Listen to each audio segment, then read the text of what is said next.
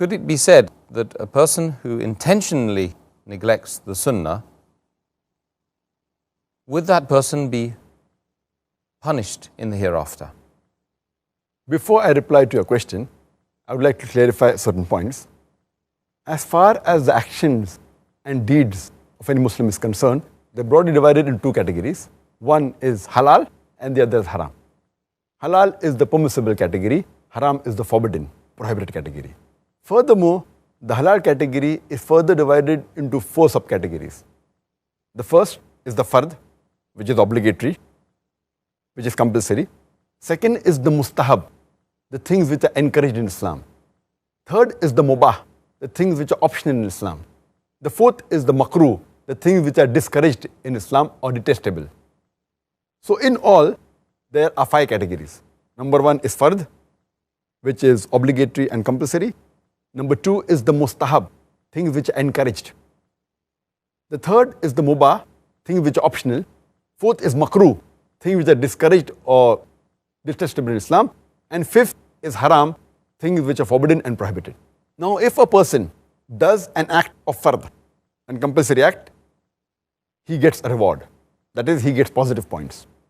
If a person does not do a fard thing, he gets a punishment, he gets negative points. As far as the second category is concerned, that is mustahab, if a person does a mustahab act, he gets a reward, he gets a positive point. But a person who does not do a mustahab act, he gets no punishment, he gets no negative points.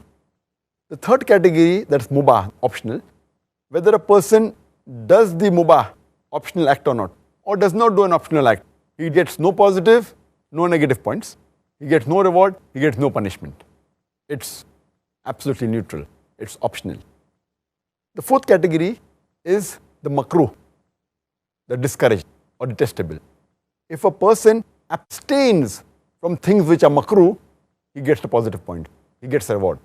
And if a person does the makruh thing, he gets no punishment, he gets no negative point. As far as the last fifth category is concerned, that is haram, that's prohibited. If a person abstains from doing the haram thing, then he gets a positive point, he gets a reward. If he does the haram act, he gets a punishment, he gets negative points. So these are in brief as far as the five categories are concerned. Now coming to the question of sunnah. Sunnah are of two types. One is the lugwi sunnah, that is the literal meaning of sunnah.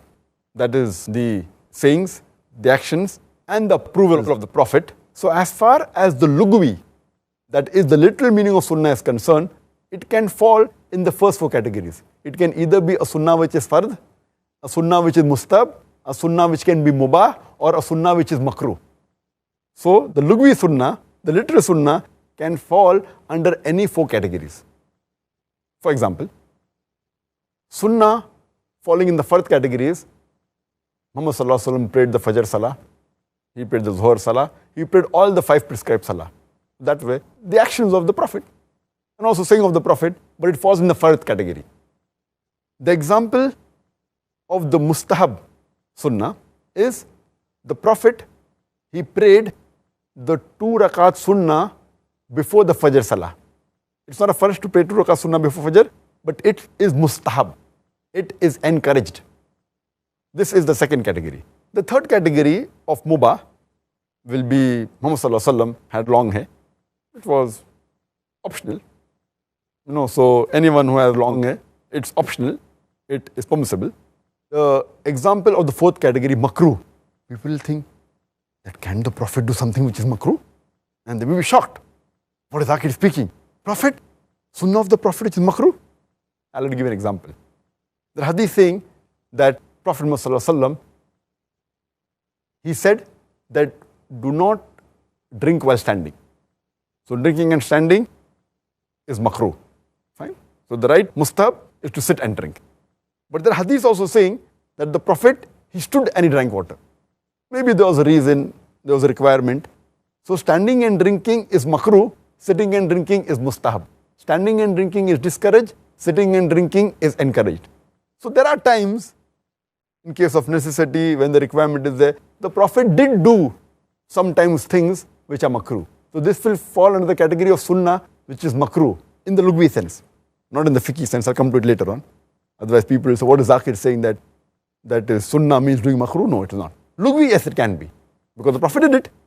He stood and drank water. But normally, most of the times, almost all the times, he sat and he drank. So there are times of necessity. But since a person does makruh, he will get no negative points, no punishment. And the Prophet didn't get punishment. But neither will he get any reward. So this was, in brief, talking about the lugwi sunnah. That is the literal definition of sunnah. It can fall under any 4 categories: fard, mustahab, mubah or makruh. Now coming to the second category of sunnah, that is the fiqhi sunnah, which we normally, when we talk about sunnah, it's taken for granted. It is the fiqhi sunnah. That is sunnah in fiqh and usul, when we talk about sunnah. So this basically is the second category of mustahab. When we say that you pray the 2 rakat sunnah before fajr, it is sunnah of the Prophet. It is sunnah of the Prophet to sit and drink water. When they say this sunnah, it is talking about the sunnah of fiqh. It indicates the word mustahab. So normally in day-to-day life, when we Muslims say it is sunnah to do this and sunnah to do that, most of the times, almost all, when they use the word, it is sunnah of the Prophet to sit and drink. It is sunnah of the Prophet to pray 2 rakat sunnah before the Fajr Salah. It is sunnah of the Prophet to read 2 rakat Tahiyatul Masjid when we enter the mosque. All these mainly come under the category of mustahab. So the fiqhi sunnah is mustahab, things which are encouraged. And in all these 5 categories of fard, mustahab, mubah, makruh, and in haram, there are subcategories. Like as we discussed last time, sins, major sins, minor sins. So in haram, things, there are haram which are major, haram which are minor. Same thing, makruh, which are less makruh, some are more makruh. Mubah, fine. The Prophet kept long hair, it's mubah, optional. But if someone does that optional thing for the love of the Prophet, yet he'll get sawab. Though it's optional, no punishment, no reward. But if you're doing for the love of the Prophet, then for that you'll get. Again, so these optional things which the Prophet did, that carry more weight than optional things which the Prophet did not do. Furthermore, in mustahab, there is sunnat-e muakkada, sunnat-e ghair muakkada. Sunnat-e muakkada means a more important sunnah. The 2 sunnah before the Fajr Salah is sunnat-e muakkada.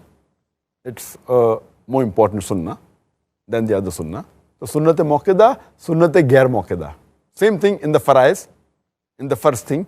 There are some which are more important, some which are less important. For example, the 5 pillars of Islam. Number 1 is Tawheed, which is the fard, offering salah, fasting the month of Ramadan, doing hajj if you can do, giving zakat. All these are more important farais. And abstaining from major sin, this itself already discussed 70 comes in major farais. Then there will be less farais. So in all these categories, there are subcategories. But coming to a basic question, that will we be punished if we intentionally do not do the sunnah of the Prophet? Now this sunnah you're talking about, I assume, it is the fiqhi sunnah. If it's the lugwi sunnah, I've already given the answer, the first 4 categories. Fiqhi sunnah means it falls in the category of mustahab, which I already discussed earlier, that if you do a mustahab act, that is the fiqhi sunnah, you will get reward for it, you will get blessings for it. If it's sunnat-e muakkada, then more blessings. As compared to sunnat-e ghair muakkada, that also will get blessings, but less. But if a person does not do it intentionally or unintentionally, he will not be punished for that. But that does not mean because we will not get punishment for not doing the sunnah, we should abstain from doing it. Because we human beings, we make so many mistakes. We do so many faults. We involved in so many sins. These sunnah, when we do, we get additional points. We get rewards. This will help us in fulfilling the lacuna which is there in the other faults.